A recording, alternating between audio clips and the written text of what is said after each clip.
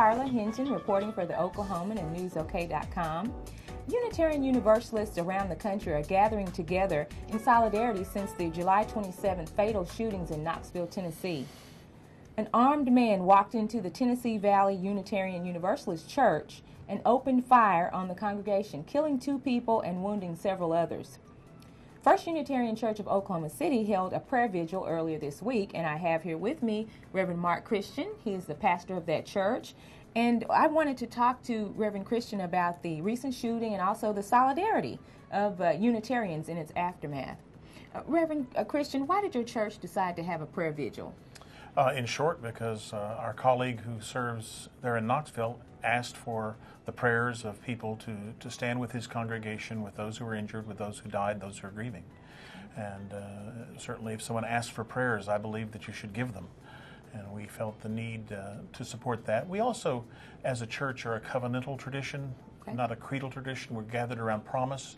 And part of that promise is how we will be in the world. And one of the things we say is that when we encounter tragedy, when we encounter pain and suffering, that we will come together and be together and share both life's challenges and its opportunities, its good times and its sad times.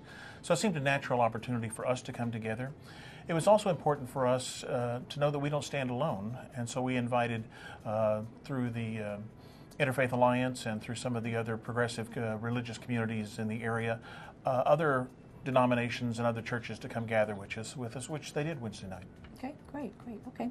Now, according to Knoxville police, a 4-page letter was found in the shooter's car, and he reportedly wrote that his attack was motivated by what he called the church's liberal beliefs.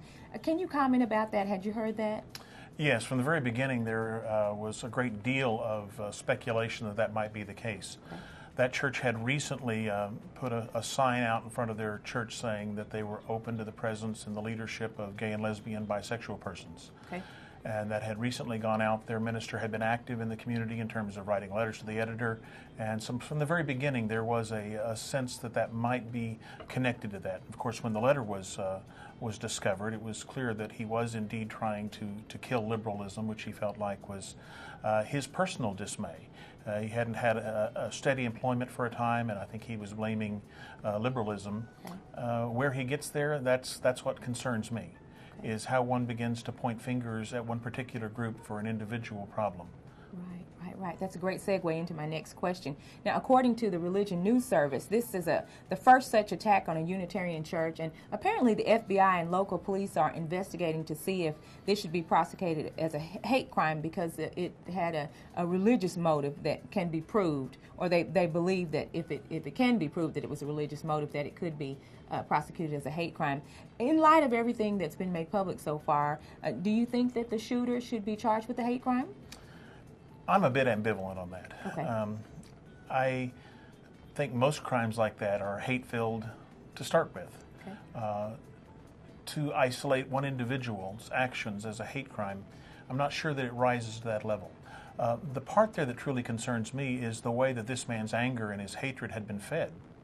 That he had books and writings from a variety of religious right individuals, political right individuals in the car as well. It was very clear that he had been following a group of people who point to liberals and say things like they should be hit with baseball bats, who berate and belittle people who stand for the idea of compassion and for peace and for openness to all persons in their ways of life in their association within appropriate boundaries. And that, to me, is where my real concern is. I'm far less concerned with a hate crime designation than I am at getting at the roots of what was feeding the hate in this individual. Okay. Now, this is my last question, Pastor Christian. Are you, as a Unitarian, are you accustomed to people coming out against your beliefs? Is this something that is common? Of course, obviously, this is an extreme version of that, and certainly nothing that anyone in their right mind would want to do. But are you accustomed to people having extreme views about your views? Extreme views. I have extreme views. A lot of people have extreme views. Ours is a tradition that has embraced the word liberal. Okay. which is now used with a lot of venom and vitriol. Right. People spit the word liberal as a number of words which you simply could not say in this world, but they carry the same venom with them. Okay. Our tradition was known as the liberal Christians in the early 19th century, and liberal Christian was one of the titles that was looked at as naming the association instead of Unitarian and Universalist. Okay. So certainly I run into a lot of those cases where, if you start talking about that we're the left liberal edge of Christianity, a covenantal, not creedal tradition, that a lot of those hairs go up on people's necks and they respond to that word liberal, which I think is truly sad, that we've taken a word that has a specific meaning and people have filled it with emotion rather than meaning. And I think that's been driven by a lot of the things that you can hear on the radio, a lot of the talk shows, a lot of things that drive that sense of hatred that fed this man. Okay. The irony in this circumstance is that this is a group of people that if he had come to would have no doubt tried to support him and be present with him. Okay. But his anger was turned there, and I'm more concerned with what drives that anger than pointing a finger at hate crimes. It's very clear that part of this was driven around gay-lesbian issues. That was another thing in the note. And to that extent, there may be some argument about hate crime legislation. But again, I'm a bit ambivalent about that. Okay. All right. Well, thank you so much for coming and agreeing to this interview.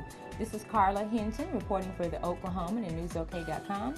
Read more about this issue in the August 2nd religion section.